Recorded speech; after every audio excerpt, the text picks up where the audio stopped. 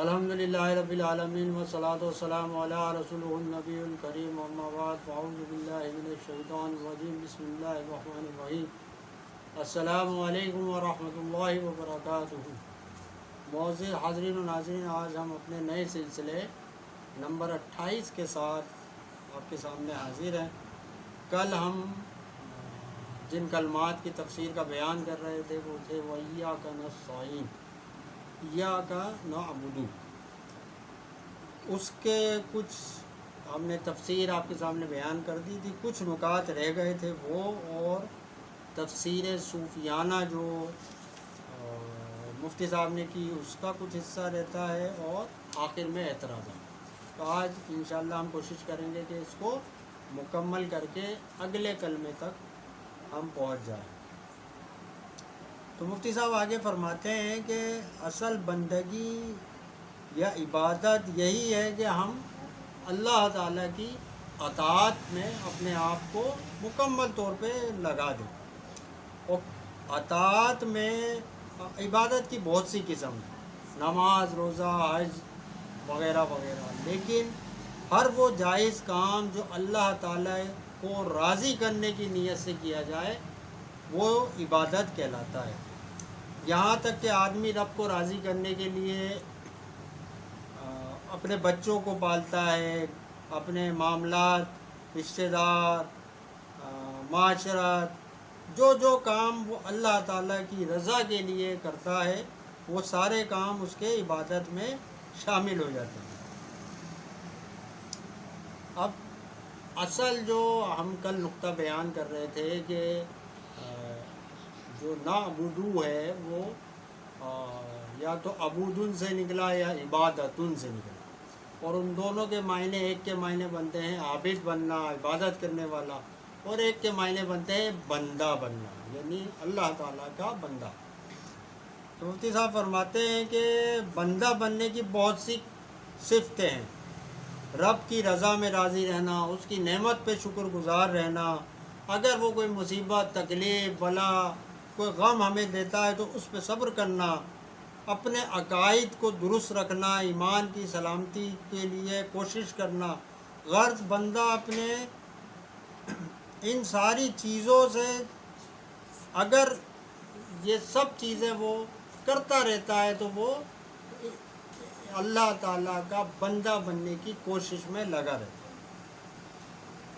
اچھا، یہاں پہ مفتی صاحب فرماتے ہیں کہ یہ جو اللہ پاک نے یہاں صیغہ استعمال کیا نعبدو، یہ جمع کا صیغہ ہے، مطلب اس میں یہ نہیں ہے کہ یا کا کہنے والا یہ کہے کہ میں تیری ہی عبادت کرتا ہوں۔ اس کے جو صیغہ یہاں پہ استعمال ہوا وہ یہ ہوا کہ ہم تیری ہی عبادت کرتے ہیں۔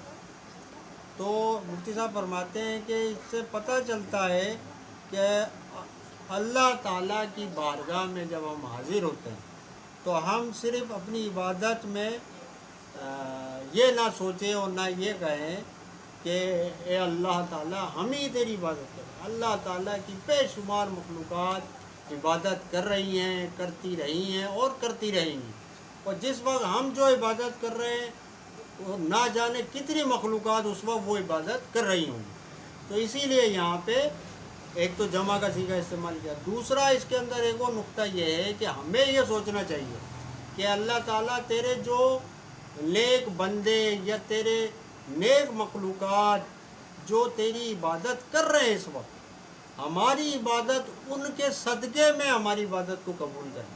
ہماری عبادت ناقص ہے، کمزور ہے، اس میں کوتاہیاں ہیں، غلطیاں ہیں، لیکن اس وقت جو تیرے وہ بندے جو اپنی کامل عبادت، ایک بہترین عبادت کر رہے ہیں، جو مقبول عبادت ہے تیری بارگاہ میں، تو اے اللہ تعالیٰ ہماری عبادت کو ان کے صدقے قبول کر لے۔ اس لیے یہاں پہ یہ جمع کا صیغہ استعمال کیا ہے۔ تو آگے مفتی صاحب ایک مسئلہ بیان کرتے ہیں کہ اسی لیے ہمیں حکم ہوا کہ نماز پڑھیں جماعت کے ساتھ، جتنی عبادات کے ہمیں حکم دیے گئے جو فرض میں ہم شامل ہیں اس کے لیے حکم ہے کہ سب یہ کام کریں، نماز پڑھیں، لوگ جماعت کے ساتھ سب پڑھیں، روزہ رکھے سارے لوگ رکھیں، حج کریں گے وہ ایک اکیلا آدمی حج نہیں کرتا، ایک مجمع ہوتا ہے جو جا کے حج کرتا ہے۔ تو اسی لیے اللہ تعالیٰ اس عبادت کو پسند کرتا ہے جو اجتماع کے ساتھ کی جائے۔ تو یہ چند نکات تھے جن کو آپ نے یہاں پہ بیان کیا۔ آگے تفسیر صوفیانہ آپ کرتے ہیں، اس میں کہتے ہیں کہ صوفیہ کرام کے نزدیک وہی عبادت مقبول ہے جس میں فقط اللہ کو راضی کرنا منظور ہو۔ اگر انسان جنت کی خواہش میں یا دوزخ کے خوف سے عبادت کرتا ہے تو ان کے نزدیک یہ عبادت خود غرضی ہے۔ اور کا یہاں پہ جو ہے اللہ تعالیٰ نے فرمایا ہے کا، اے اللہ تیری عبادت کرتے ہیں، یعنی ہماری عبادت سے مقصود صرف تیری ذات ہے، ہمارا مقصد صرف یہ ہے کہ اللہ تو راضی ہو جائے، اور ہمارا مقصد کچھ نہیں ہے۔ تو جب رضا اور تیری ہی تجھے ہی راضی کرنے کے لیے ہم نے عبادت کرنی ہے، تو ہماری سوچ میں یہی ہونا چاہیے کہ ہماری ہر عبادت صرف اللہ تعالیٰ کے لیے ہو۔ اب جو شخص جنت کے حصول کے لیے یا دوزخ سے بچنے کے لیے عبادت کرتا ہے، وہ اپنی عبادت کا نتیجہ قیامت سے پہلے نہیں دیکھ سکتا، کیونکہ جنت اور دوزخ یہ تو قیامت میں عطا کی جائے گی۔ لیکن جو شخص اللہ کی رضا کے لیے خالصتاً اس کے نیت یہ ہوتی ہے کہ میں اپنے اللہ تعالیٰ کو راضی کرنے کے لیے، اس کی حکم کی اطاعت کرنے کے لیے، اس کی فرما برداری کرنے کے لیے، اس کا بندہ بننے کے لیے میں عبادت کر رہا ہوں، تو اس کو اللہ پاک اس کا نتیجہ یہیں عطا فرما دے گا، اور وہ شخص نفع میں رہے گا جس کو نتیجہ اللہ پاک یہیں عطا فرما دیتے ہیں، اور وہی اللہ کے مقبول بندے ہوتے ہیں جن کو اللہ پاک دنیا کے اندر ہی خاص مقام عطا فرما دیتے ہیں۔ اور عبادت کی روح بھی یہی ہے کہ انسان ہر قسم کی غرور سے، ریاکاری سے، دھوکے سے، سب سے پاک ہو کے اپنے آپ کو اللہ کے ساتھ تعلق جوڑ لے، اور تمام جو نفس کے دھوکے، ان نفس کے دھوکوں کو چھوڑ کے اللہ تعالیٰ سے اپنا تعلق قائم کر لے، اور یہی اصل عبادت کی روح ہے۔ اسی لیے اللہ تعالیٰ قرآن پاک میں جب حضور صلی اللہ تعالیٰ علیہ وسلم اداس ہوئے، کفار کو دعوت دینے کے بعد، اور آپ کے دل مبارک میں دکھ پہنچا، تو اللہ تعالیٰ نے آپ کو حکم فرمایا، قرآن کی آیت نازل ہو گئی، فَسَبِّحْ بِحَمْدِ رَبِّكَ وَكُن مِّنَ السَّاجِدِينَ وَاعْبُدْ رَبَّكَ حَتَّىٰ يَأْتِيَكَ الْيَقِينُ۔ یعنی عبادت دنیاوی تکلیفوں کا بھی نتیجہ ہے، اور جس عبادت میں یہ بات نہ ہو وہ عبادت بے جان ہے۔ مطلب ہماری عبادت میں صرف اللہ کی رضا ہو، ہمیں کسی چیز کا، کسی غم کا، کسی دکھ کا، اور نہ دنیا کی کسی شخصیت کی خوشی کا، نہ اس کی اس بات سے کہ شاید وہ خوش ہو جائے گا ہمارے اس عمل سے، یہ نیت نہیں ہونی چاہیے۔ اسی لیے ہم جب نیت کرتے ہیں تو کیا کہتے ہیں؟ نیت کرتا ہوں واسطے اللہ تعالیٰ کی۔ تو نماز پڑھنا یا جو بھی ہم عبادت کرتے ہیں اس کی نیت شروع اسی کلمات سے ہوتا ہے کہ اللہ تعالیٰ میں نیت کرتا ہوں اس نماز کی، اس روزے کی، اس حج کی، کہ صرف تیرے لیے، اے اللہ تیرے لیے، واسطے تیرے لیے۔ تو ہماری ہر عبادت اللہ ہی کے لیے۔ تو جب اللہ تعالیٰ کے لیے ہم کہہ بھی رہے ہیں اور پڑھ بھی رہے ہیں ایاک نعبد، تو پھر حقیقتاً اس کو ہم نے اپنے دل میں ماننا بھی ہے، اور اس پہ یقین بھی رکھنا کہ ہماری ہر عبادت اللہ تعالیٰ صرف تیری لیے، اور ہم جو عمل کر رہے ہیں اس میں صرف تیری رضا چاہتے ہیں۔ اس کے بعد مفتی صاحب آخر میں اعتراضات بیان کرتے ہیں۔ پہلا اعتراض وہ بیان کرتے ہیں کہ جب اللہ تعالیٰ اتنا غنی اور بے پرواہ ہے تو اسے اپنے بندوں کی عبادت کی کیا ضرورت ہے؟ تو اس نے اپنی عبادت کا حکم کیوں دیا ہے اور ہم کیوں بلا وجہ عبادت کریں؟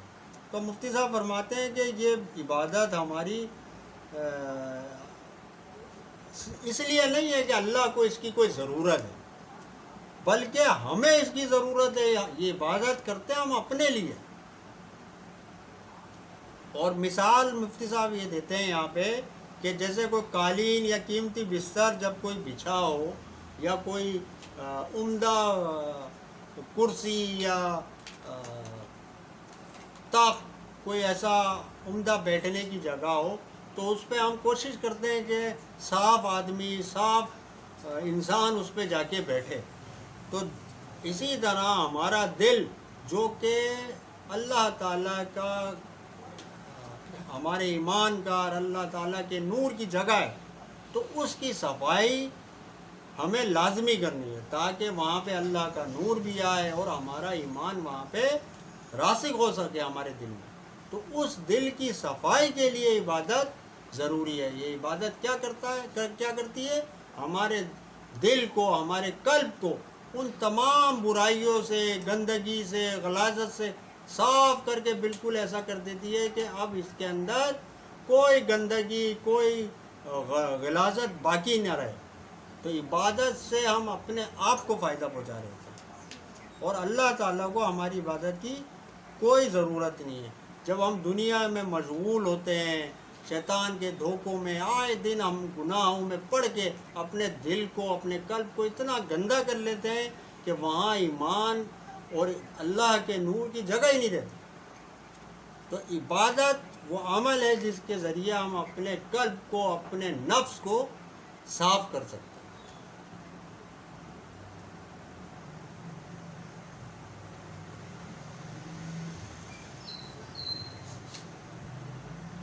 یہاں ایک مثال دیتے ہیں مفتی صاحب تفسیر عزیزی سے کہ عبداللہ ابن زبیر رضی اللہ تعالیٰ عنہ کے کسی جسم کے ایک حصے میں زخم تھا اور اس زخم کی وجہ سے اس عضو کو کاٹنے کی ضرورت تھی، مگر تکلیف اتنی زیادہ ہوتی تھی کہ وہ حکیم یا طبہ جو اس وقت موجود تھے وہ اسے کاٹنے سے قاصر تھے. تو پھر آپ نے کہا کہ میں نماز شروع کرتا ہوں، نماز پڑھتا ہوں، اس دوران تم اسے کاٹ دیں. تو آپ نماز میں کھڑے ہو گئے اور جو بھی حکیم یا طبہ تھے انہوں نے اس کو کاٹ دیا اور آپ کو خبر تک نہ ہو. تو یہ وہ مقام ہوتا ہے کہ جب انسان عبادت میں اللہ تعالیٰ کے ساتھ اتنا محو ہو جاتا ہے کہ اس کا تعلق دنیا کی ہر چیز سے ختم ہو جاتا ہے، اسے کسی چیز کا احساس نہیں رہتا. اور یہی وہ عبادت کا اصل مغز ہے اور روح ہے جو ہم نے حاصل کرنی ہے. آج ہم کہتے ہیں ہمارا دل نہیں لگتا، ہمیں مزہ نہیں آتا، ہمارے دماغ میں یہ خیالات وہ خیالات. تو اس کی وجہ یہ ہے کہ ہمارا دل، ہمارا قلب صاف نہیں ہے. ہمیں سب سے پہلے اس قلب کو صاف کرنا ہے. ہم عبادت کر تو رہے ہیں لیکن جیسے ہم نے شروع میں بیان کیا، یا تو عادتاً کر رہے ہیں یا دکھانے کے لیے کر رہے ہیں. اصل ہماری جو نیت ہے وہ یہ ہے ہی نہیں کہ ہم یہ عبادت اللہ تعالیٰ کے لیے کریں. تو جس دن ہم نیت کے کر لیں گے کہ اللہ یہ عبادت ہے ہی صرف تیرے لیے، تو اس دن سے ہمارے دل کی، قلب کی صفائی کا عمل شروع ہوگا. اور یہ جو صفائی ہوگی اس کے بعد ہمیں اس عبادت کا، اس عمل کا جو مزہ، اس کی کیفیت، اس کا سرور، وہ تب حاصل ہونا شروع ہوگا. اس سے پہلے تو شیطان ہمیں دھوکے میں رکھتا ہے اور ہم اپنے آپ کو بہت زیادہ عابد، پرہیزگار، متقی، دنیا کا سب سے زیادہ عبادت گزار ہم اپنے آپ کو ہی سمجھ رہے ہوتے ہیں. تو یہ ایک دھوکہ ہوتا ہے شیطان کا. اللہ تعالیٰ کو عبادت کی زیادتی نہیں چاہیے. اگر اسے زیادتی چاہیے ہوتی تو اللہ تعالیٰ کے تو جو اتنی مخلوقات ہیں، اگر صرف ایک فرشتوں کی مثال لیں تو وہ انسانوں سے 100 گنا زیادہ تعداد میں موجود ہے اور اس سے بھی کئی زیادہ تعداد ہو سکتی ہے. لیکن وہ سارے کے سارے مختلف عبادات میں ہر وقت لگے. تو اللہ تعالیٰ کو وہ جو صرف فرشتے عبادت کر رہے ہیں وہ اس کی تعداد اتنی ہے کہ جس کو تو ہم تصور نہیں کر سکتے. تو اسے عبادت کی نہ زیادتی چاہیے نہ وہ کاؤنٹنگ کر رہا ہے وہاں بیٹھ کے. اللہ تعالیٰ کو حساب نمازوں کے، کلمات کے، تسبیح کے، حج کے، عمرے کے، اس کے حساب کے اندر تو وہ ہے ہی نہیں. وہ تو چاہتا ہی ہے کہ بندے میرے ساتھ اپنا تعلق جوڑیں اور میرے بندے بن جائیں. تو اصل جو مقصد ہے عبادت کا وہ اللہ تعالیٰ کا بندہ بننا ہے کہ میں اپنی زندگی کے ہر عمل میں، ہر زندگی کے زاویے میں اللہ تعالیٰ کی اطاعت کو لازمی کر لوں، اور وہ اطاعت جو حضور صلی اللہ تعالیٰ علیہ وسلم کے حکم، فرمان اور احادیث کے مطابق ہو. قرآن میں بے شمار جگہ فرمایا گیا اطیعوا اللہ و اطیعوا الرسول، اطاعت کرو اللہ کی اور حضور صلی اللہ تعالیٰ علیہ وسلم. آج ہم کیا کر رہے ہیں؟ ہر شخص اپنی عقل، اپنے دماغ کے مطابق زندگی گزارنے کی اور ہر اس کوشش میں لگائے جس کے اندر وہ اپنی زندگی کو آسان بنائے. لیکن وہ زندگی کی جو آسانی یا اصل خوشی چاہ رہا ہے، سکون چاہ رہا ہے، وہ اسے پھر بھی نہیں حاصل ہوتا. وجہ کیا ہے؟ اصل سکون، چین تو اسے اللہ تعالیٰ نے دینا تھا، اور اسی اللہ تعالیٰ سے ہم نے تعلق کو توڑ دیا.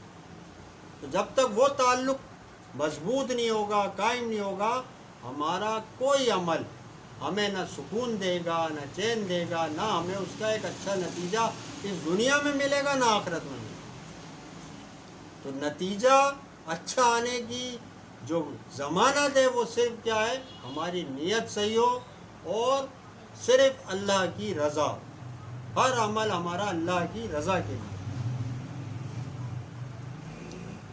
آگے ہندوؤں کا ایک اعتراض لکھتے ہیں کہ مسلمان کہتے ہیں کہ ہم سب رب ہی کی عبادت کرتے ہیں، لیکن جب وہ نماز پڑھتے ہیں تو ہر شخص کعبے کی طرف سر جھکا دیتا ہے، اور کعبہ تو پتھروں کا بنا ہوا ہے. تو ہم تو ایک پتھر کی مورتی کو سجدہ کر رہے ہیں، یہ تو بہت سارے پتھروں کو سجدہ کر رہے ہوتے ہیں، اور پھر کہتے ہیں کہ ہم ایک اللہ کی عبادت کرتے ہیں. اگر مسلمان کعبے کو خدا نہیں سمجھتے تو ہندو بھی خدا تھوڑی سمجھتا ہے، مورتی کو خدا تھوڑی سمجھتا ہے، بلکہ وہ تو ایک دھیان، ایک سوچ، اپنی سوچ کو ایک سمت کرنے کے لیے سامنے مورتی رکھی. تو مفتی صاحب فرماتے ہیں کہ اس کا سب سے بہتر جواب بھی ہم نے دے دیا کہ نماز کی نیت ہم یہ نہیں کرتے کہ یہ نماز ہم پڑھ لیں کعبے کے لیے. ہم تو نماز پڑھتے ہی صرف واسطے اللہ تعالیٰ کے لیے، لیکن جو ہم اپنے چہرے کو، اپنے منہ کو کعبے کی طرف کرتے ہیں تو وہ صرف ایک سمت کا تعین ہے، نہ کہ ہم کعبے کو سجدہ کر رہے ہیں یا کعبے کی نماز پڑھ رہے ہیں. نماز تو صرف اللہ تعالیٰ کی.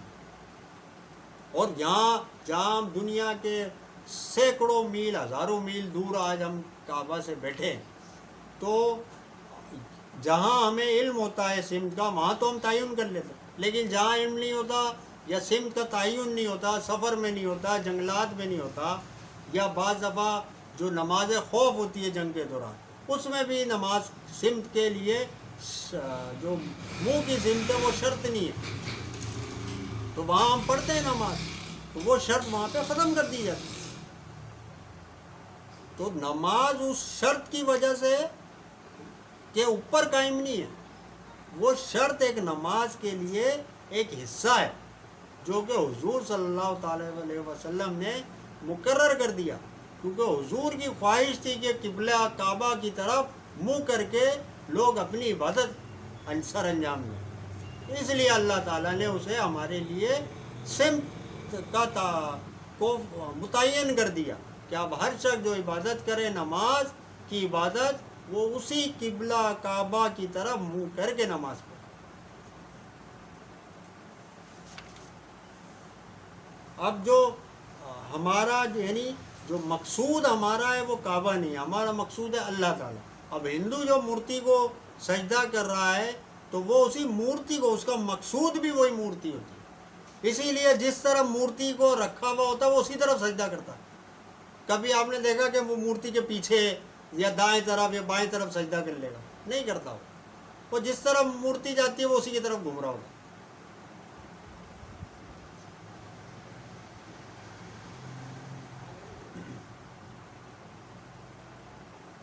اب اسی طرح آگے کچھ لوگ یہ اعتراض کرتے ہیں کہ عبادت وہ کام ہے جو حق تعالیٰ نے اپنے لیے خاص کر لیا اور ان کاموں کو بندوں کے لیے بندگی کا نشان بنا دیا.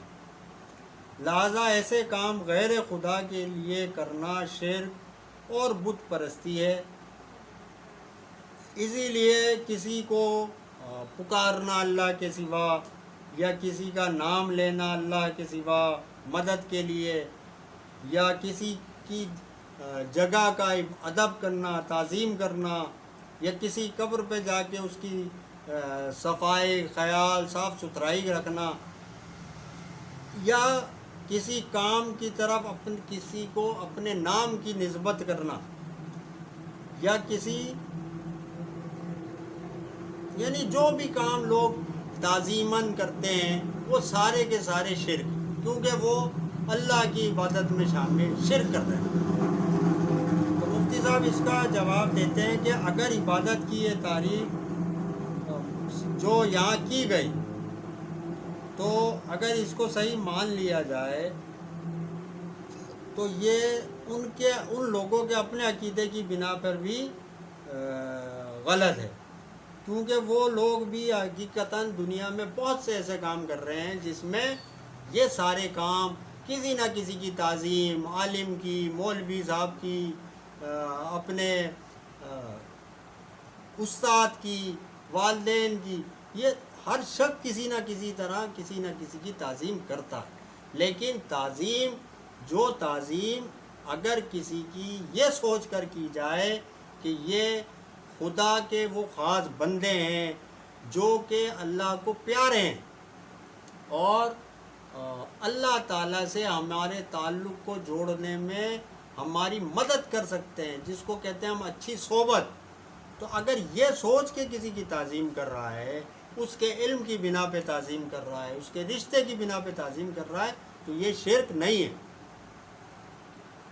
اصل جو جیسے کفار مشرکین کا جو عقیدے تھے، انہوں نے بہت سے ایسی چیزوں کو بت بنا رکھا تھا یا بہت سی چیزوں کو ایسا متعین کیا ہوا تھا کہ یہ ہمیں اللہ تعالیٰ کے قریب کرنے والی چیز ہے اور وہ اللہ تعالیٰ کو زبردستی سے ہمیں اللہ کے قریب کر دیں گے یا خدا کے قریب کر دیں گے. تو ان بتوں کی ان چیزوں کی اللہ تعالیٰ نے ان کو شرک کا قرار دیا گیا، نہ کہ ہر ایک چیز کو شرک قرار دیا گیا. تو یہ صرف کیا ہے؟ شیطان کا ایک دھوکہ ہے اور کچھ نہیں. اسی لیے قرآن میں آیت آئی وَمَا نَعْبُدُهُمْ إِلَّا لِيُقَرِّبُونَا إِلَى اللَّهِ زُلْفَىٰ، یعنی ہم ان چیزوں کی عبادت نہیں کرتے مگر اس لیے کہ ہم کو اللہ کے قریب کر دیں. یعنی ان کا عقیدہ یہ تھا کہ یہ جو چیزیں ہیں جن کو انہوں نے چھوٹے اپنے خدا بنایا ہوا ہے یا خدا کے قریب کر دینے والی چیزیں ہیں یا خدا کے ساتھ ان کو ملا دینے والی چیزیں ہیں، تو وہ یہ جو ان کا عقیدہ تھا وہ یہ تھا کہ یہ خدا کی خدائی میں، اس کی عبادت میں اس کی شریک ہے. جبکہ آج اگر ہم یہ کہتے ہیں کہ حضور صلی اللہ تعالی علیہ وسلم ہمیں دین کا صحیح راستہ دکھانے آئے اور دنیا کو، اس امت کو اللہ تعالیٰ نے جو حد اور راستہ متعین کر دیا ہمارے لیے اس پہ چلانے کے لیے آئے، اور آپ کے بعد صحابہ نے، اولیاء کرام نے لوگوں تک دعوت پہنچائی، ان کو سیدھا راستہ دکھایا، تو ان سب لوگوں نے دین کا راستہ یا اللہ تعالیٰ تک پہنچانے کا کام کیا، نہ کہ وہ خدا کی خدائی میں شریک ہو گئے. نعوذ باللہ، یہ کوئی بھی عقیدہ نہیں رکھتا کسی مسلک سے اس کا تعلق. سب کا عقیدہ جو وسیلے کا جو عقیدہ رکھتا ہے ہر شخص، وہ یہی رکھتا ہے کہ وسیلہ ایک ذریعہ ہے اللہ تعالیٰ تک پہنچنے کا. جیسے ہم جب بچہ پیدا ہوتا ہے، پیدا ہونے کے بعد جوانی تک یا ایک بالغ ہونے تک کا جو عمل ہے، تو ماں اور باپ اس کے کیا ہیں، اس کو وہ سفر طے کرنے کے لیے وہ اس راستے کو اس کے مددگار بن جاتے ہیں۔ تو اسی طرح اللہ تعالیٰ تک پہنچنے کے لیے کچھ لوگ، کچھ ہستیاں ہماری مددگار ہیں، اور وہ ہماری مددگار ہیں۔ اللہ تعالیٰ کے ساتھ وہ کوئی زور زبردستی نہیں کر سکتی، نعوذ باللہ۔ وہ اللہ کے پیارے بندے ہیں۔ جو مشرکین کا عقیدہ یہ تھا کہ وہ خدا کے ساتھ عبادت کے اندر بھی شامل ہیں، اور نعوذ باللہ خدا کے ساتھ وہ زور زبردستی بھی کر سکتے ہیں۔ اسی لیے اس آیت میں فرمایا گیا وَمَا نَعْبُدُوهُمْ إِلَّا لِيُقَرِّبُونَا إِلَى اللَّهِ زُلْفَىٰ۔ اگر صرف یہاں یہ ہوتا لِيُقَرِّبُونَا إِلَى اللَّهِ زُلْفَىٰ، تو ان کی بات درست تھی کہ ہم جو یہ لوگوں کو مددگار جانتے ہیں، ان کا وسیلہ اگر کوئی شخص اختیار کرتا ہے، تو یہ وہی عقیدہ ہے جو مشرکین مکہ یا جو حضور صلی اللہ تعالیٰ علیہ وسلم کے زمانے میں کفار تھے، اسی کے مطابق۔ تو یہ صرف ایک شیطان کا دھوکہ ہے۔ اللہ تعالیٰ ہمیں اس دھوکے سے محفوظ رکھے۔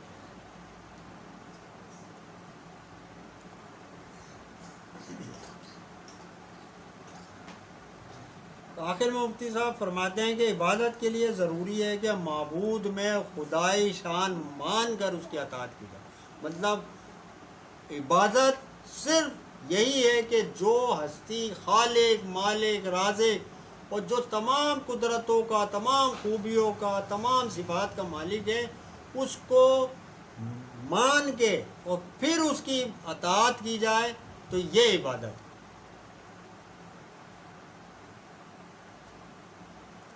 اسی لیے مفتی صاحب فرماتے ہیں کہ اسلام سے پہلے قریب سارے دینوں میں جو گزشتہ دین گزرے، ادیان گزرے، اس میں بزرگوں کو تعظیمی سجدہ کیا جاتا تھا۔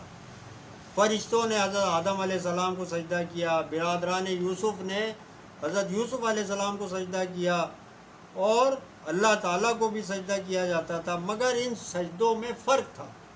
وہ سجدہ تعظیمی تھے جو ان امتوں کے یہاں جائز تھا۔ تو ہمیں یہ فرق سمجھنا چاہیے کہ صرف یہ کہہ دینے سے، سوچ لینے سے کوئی شخص مشرک نہیں ہو جاتا۔ ہماری امت میں حضور صلی اللہ تعالیٰ علیہ وسلم نے اس امت میں تعظیمی سجدے کو حرام قرار دیا۔